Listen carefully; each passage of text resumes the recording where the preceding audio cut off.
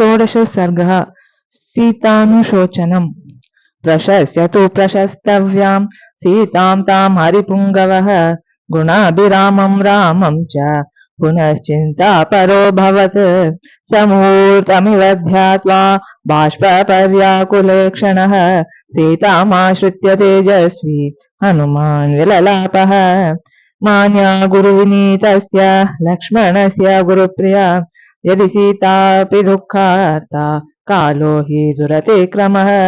रामस्य व्यवसायज्ञा लक्ष्मणस्य च धीमतः नात्यर्थं क्षुभ्यते देवी गङ्गेव जलदागमे।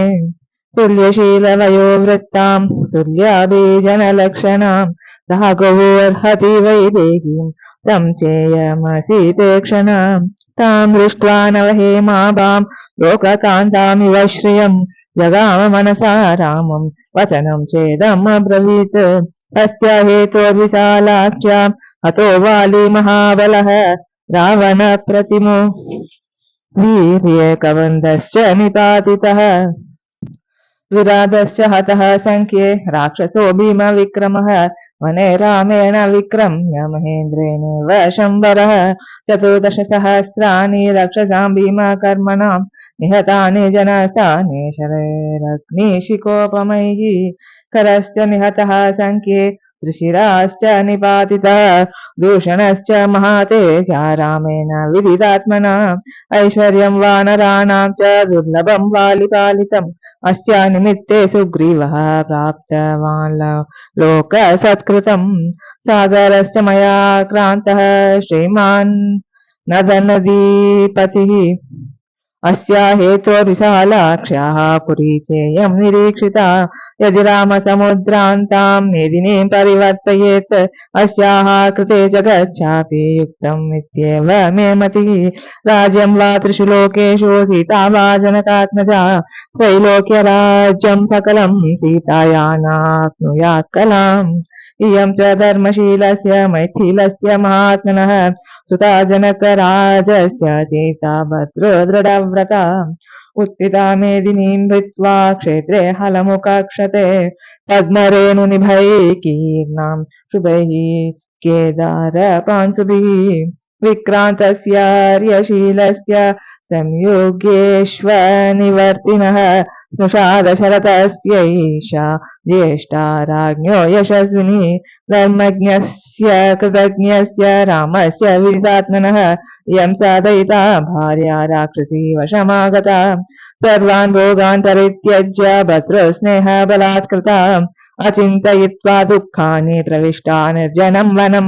सन्तुष्टा फलमूलेन भर्तृशुश्रूषणे रता या परां भजते प्रीतिं वनेऽपि भवने यथा। सेयं कनकवर्णाङ्गी नित्यं सुस्मितभाषिणी सहते यातनामेतामनर्थानाम् अभागिनी। इमां तु शीलसम्पन्नां द्रष्टुमर्हति राघवः रावणेन प्रमथितां प्रपामिव पिपासितः। अस्य नूनं पुनर्लाभाद् राघवः प्रीतिं नेष्यति। राजा राज्यात् परिभ्रष्टः पुनः प्राप्येव मेदिनीं। कामभोगैः परित्यक्ता हीना बन्धुजनेन च धारयत्यात्मनो देहं तत्समागमकाङ्क्षिणी। नैषा पश्यति राक्षस्यो नेमान् पुष्पबलद्रुमान् एकस्थहृदया नूनं राममेवानुपश्यति। भर्ता नाम परं नार्या भूषणं भूषणादपि एषा तु रहिता तेन भूषणाः न शोभते। दुष्करं कुरुते रामो हीनो यदनया प्रभुः धारयत्यात्मनो देहं न दुःखेनावसीदति।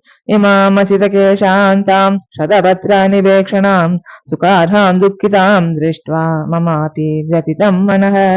क्षितिक्षमा पुष्करसन्निभाक्षी या रक्षिता राघवलक्ष्मणाभ्यां सा राक्षसीभिर्विकृते क्षणाभिः संरक्षते सम्प्रति वृक्षमूले। इमहतनलिनीव नष्टशोभाव्यसनपरम्परयाति पीड्यमाना सहचररहितेव चक्रवाके जनकसुता कृपणां दशां प्रपन्ना। अस्या हि पुष्पावनताग्रशाखाः शोकं दृढं वै जनयन्त्यशोकाः हिमव्यपायेन च शीतरश्मिरभ्युत्थितो नैकसहस्ररश्मिः इत्येवमर्थं कपिरन्ववेक्ष्य सीतेयमित्येव निविष्टबुद्धिः संहृत्य तस्मिन् निशसादवृक्षे बलिहरीणां वृषभस्परस्वी इति श्रीमद् रामायणे सुन्दरकाण्डे 16 सर्गः।